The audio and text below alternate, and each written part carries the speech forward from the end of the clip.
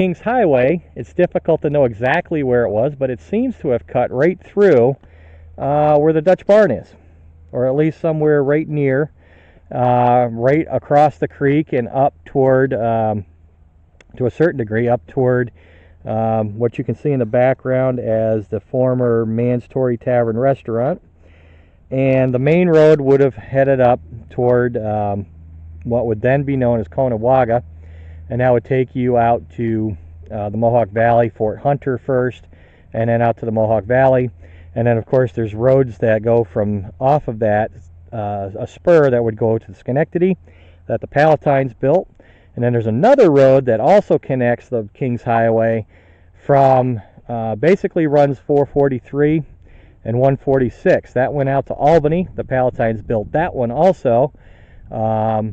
So the King's Highway connected those two roads, main roads, out to what would then be civilization. Because the King's Highway, all the King's Highway is that the province itself, through its assembly and the approval of the governor, and also confirmation by the Queen or King, all that is it's an official road.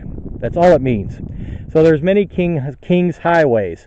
If the province issues a resolution and it becomes a law that you are to build a road, you build the road, that's a King's Highway. There's many other roads that were built without any official assistance or interference or by law. Those were just common roads. So we're talking about the King's Highway. Now this King's Highway was in place by 1726. And it started at the base of Vrooman's Nose in what was then known as Vrooman's Land. That's where Adam Vrooman established his home and also his sons. And he subdivided his land to not only his sons, but also the husbands of his daughter, of at least one daughter, and also nephews. So that was all known as Vrooman's Land. That's where it began. And then it heads north.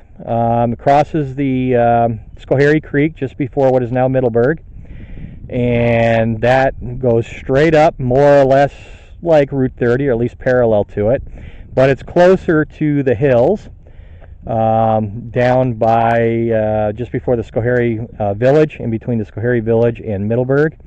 So it's closer to the hills than it is to Route 30, but it runs the course of the entire valley by 1726. And if you're curious about how roads were built, basically men of a certain neighborhood that it's supposed to pass through, let's say you had adjoining property to it, you were compelled by law to go out and first help build the road in your neighborhood, but also to keep it maintained a certain number of days each year.